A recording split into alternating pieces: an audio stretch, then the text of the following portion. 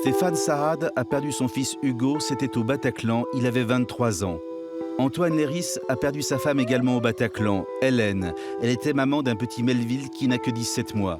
Ces deux hommes, portés par l'amour des êtres qu'ils ont perdus, ont la force de parler une semaine après la tragédie pour que les terroristes qui ont fait taire à jamais leurs proches n'aient pas le dernier mot.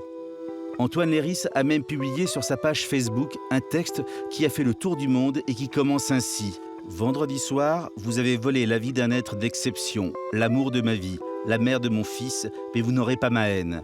Vous êtes des âmes mortes. Si ce Dieu pour lequel vous tuez aveuglément nous a fait à son image, chaque balle dans le corps de ma femme aura été une blessure dans son cœur. Vous n'aurez pas ma haine est presque devenu un slogan. Je l'ai écrite pour moi, cette lettre, pour me dire « ne cède pas ». Je l'ai publiée parce qu'il fallait un endroit où la garder pour pouvoir m'y replonger et me dire à chaque fois que tu as envie de céder, ne cède pas. Et en fait, moi, ce qui me rend heureuse, c'est que j'ai l'impression que le monde entier a aussi envie de me dire merci parce que nous non plus, on n'a pas envie de céder. On n'a pas envie de céder à ça. On a envie de répondre à la haine par la joie. Comme me disait quelqu'un qui m'a envoyé un message très gentil, répondre à la haine aveugle par l'amour aveugle. S'il y a une chose dont j'ai envie, c'est de ne pas leur donner raison. C'est-à-dire être dans l'accablement, être dans la peur, être dans la haine et dans le désir de vengeance. C'est pour moi exactement ce qu'ils recherchent.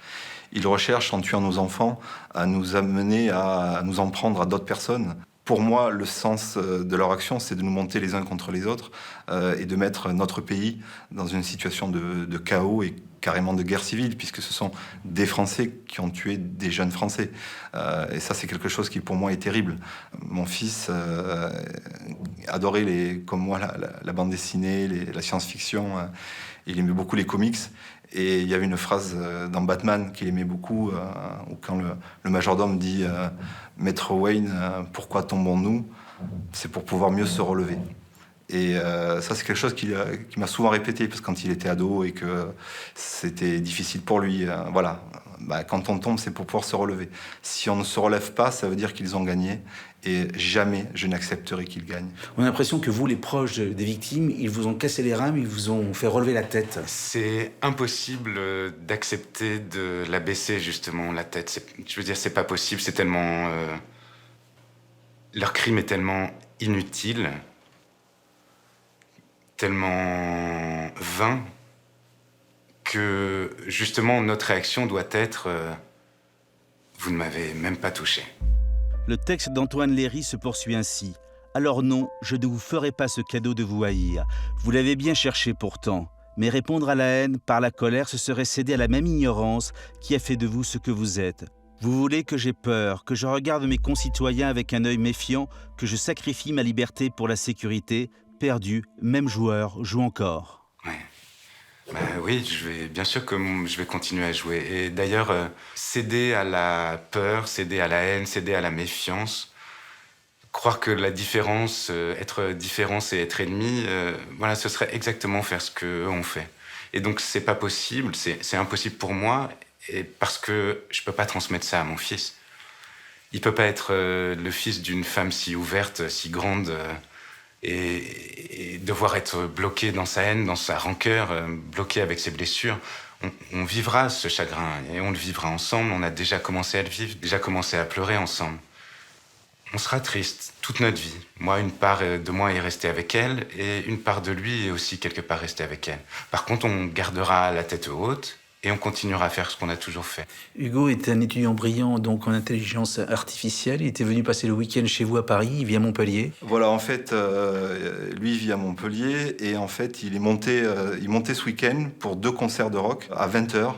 J'ai reçu un SMS, puisque moi je rentrais du travail, où il me dit Papa, je suis au Bataclan, il y a de l'ambiance, il y a de la sueur, il y a de la bière, ça va être une bonne soirée. Je t'embrasse, à tout à l'heure. Et vous avez passé la nuit la plus longue de votre vie. J'ai passé la nuit la plus longue de ma vie, puisque les nouvelles étaient effarantes. Et après l'assaut du Bataclan, à 2h30 du matin, j'ai éteint la télévision parce que je n'en pouvais plus. Et là, j'ai commencé à appeler tous les numéros de téléphone qui étaient possibles, les hôpitaux, pour essayer de le retrouver. Vous avez besoin de savoir ce qui s'est passé exactement, de savoir ce qu'elle a vu. Moi, j'ai éteint la télévision à minuit vendredi soir pour partir la chercher. Je l'ai pas rallumée depuis. C'est elle qui va me manquer. C'est voilà. Et les circonstances, pour moi, sont des à côté. Par contre, je sais que son fils va avoir besoin de savoir précisément, seconde par seconde, ce qui s'est passé. Il en aura besoin un jour. Maintenant, il est trop petit, mais un jour, il aura besoin de savoir. Les questions qu'on se pose, et c'est celle-là où je pense malheureusement on n'aura sûrement jamais la réponse, c'est est-ce qu'il a eu peur? Est-ce qu'il s'est rendu compte?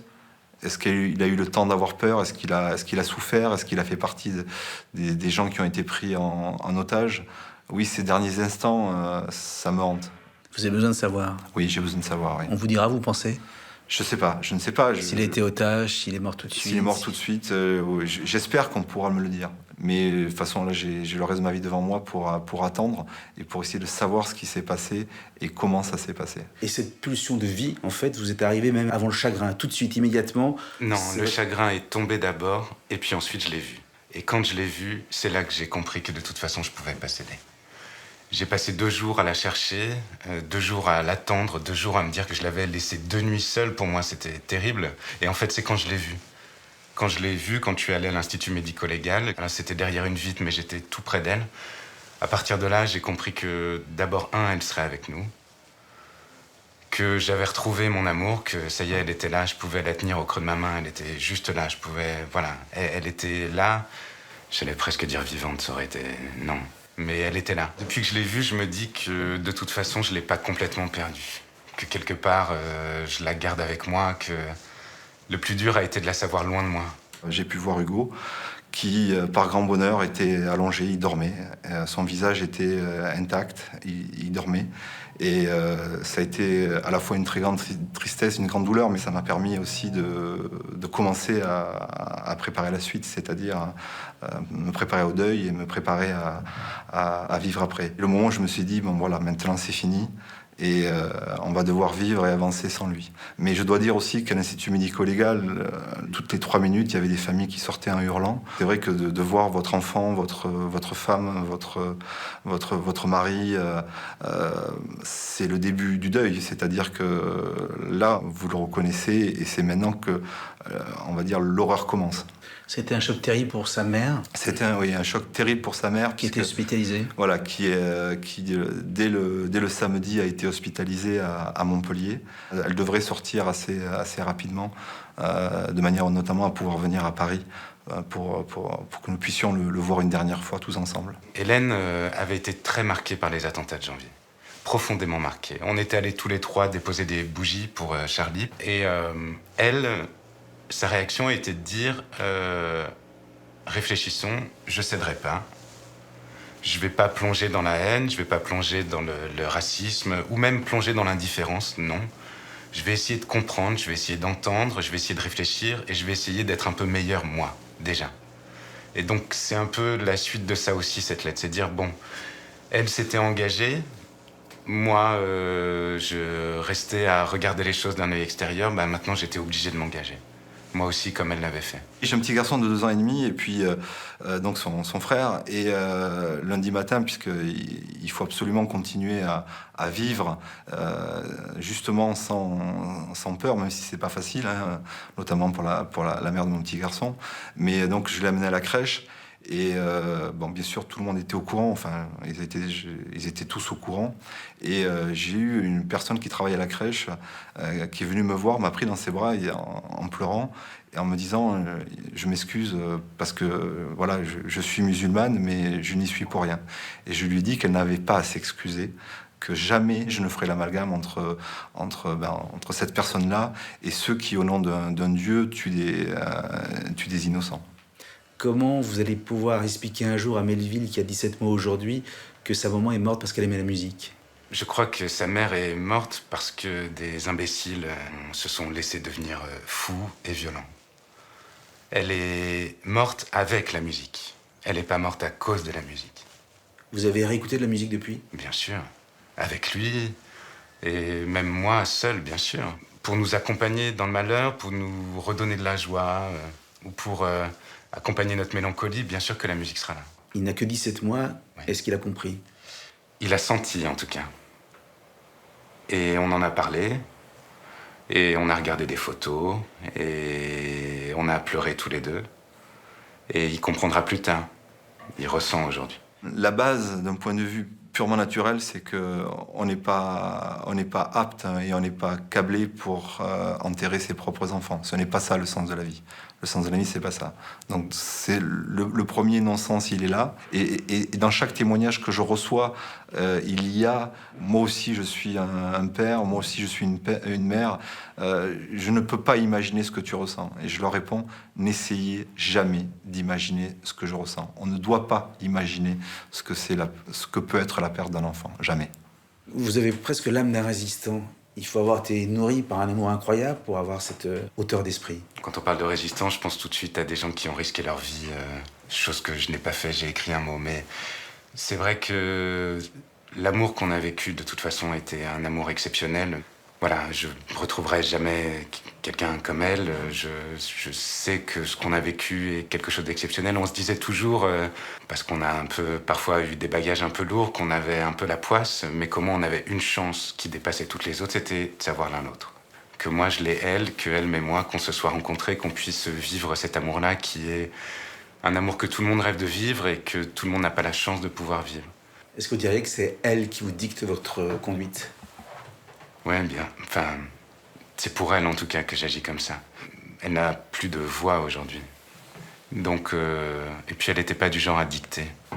Elle était du genre à rendre meilleur, en invitant les gens à aller plus loin, plus haut. Non, on dirait que c'est elle qui vous inspire. Exactement.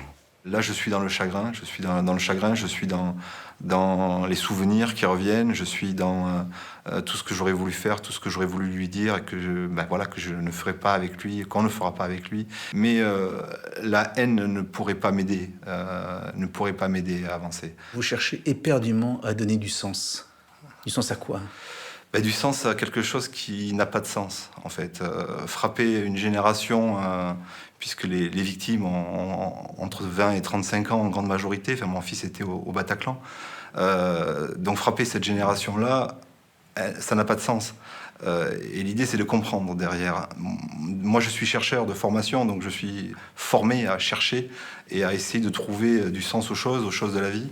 Et là, je dois trouver du sens à l'inhumanité, du sens au chaos. J'ai jusqu'à la fin de mes jours pour le trouver, le sens. Et ça sera une partie du travail que je vais faire le reste de ma vie, c'est de trouver du sens à tout ça, à cette mort. Et si c'était un non-sens, s'il n'y avait pas de sens, si c'était simplement la barbarie la plus primaire. On ne peut pas s'arrêter au seul fait de dire c'est de la barbarie, point. Vous voulez comprendre ? Moi, je veux comprendre. Vous savez, Albert Einstein a dit au cœur de tout problème se niche une opportunité. Là, il faut saisir, et c'est ce qui me porte, moi, l'opportunité de trouver du sens, de se poser les bonnes questions, de manière à pouvoir tous avancer. Et vous qui avez fait un petit garçon dans ce 21e siècle, qu'est-ce que vous pensez de ce monde ? Melville, son prénom, c'est pas à cause de ni Herman Melville ni Jean-Pierre Melville, c'est parce que ça veut dire mauvaise terre, qui est né sur une mauvaise terre.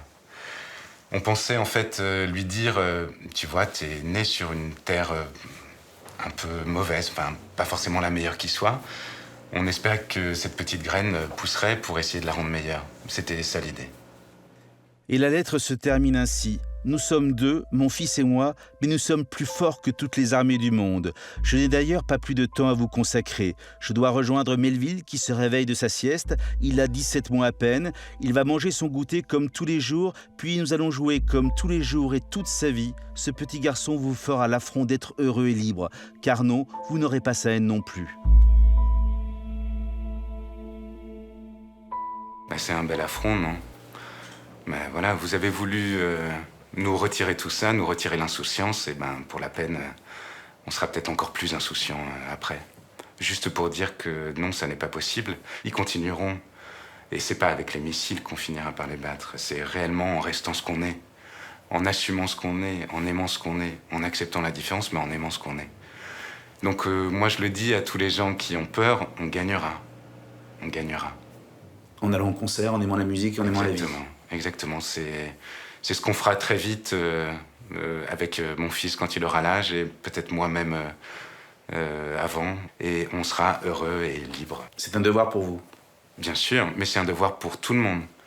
Et c'est ce que toutes les réactions du monde m'ont fait comprendre. C'est que tout le monde se sent ce devoir-là aujourd'hui. Aujourd'hui, vous n'avez pas été touché directement. Mais vous aussi, vous avez ce même devoir. Les 2 personnes qui vous accompagnent pour ce tournage, elles aussi ont ce même devoir. Je pense que c'est ça qui a réellement touché, qui peut-être a touché au-delà de simplement la tristesse. C'était, tout le monde s'est dit, maintenant, je suis obligé. J'ai aussi, moi, le devoir de ne pas céder. Donc on a tous le devoir. Vous, autant que moi. Pas plus. Pas moins.